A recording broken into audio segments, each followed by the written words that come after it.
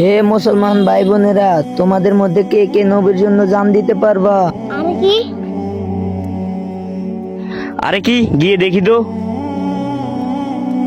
হুজুর, আমি আমার নবীর জন্য জান দিতে পারবো। হুজুর, আপনি শুধু বলেন, আমার ধন সম্পদ যা আছে সব দিয়ে দিতে পারবো।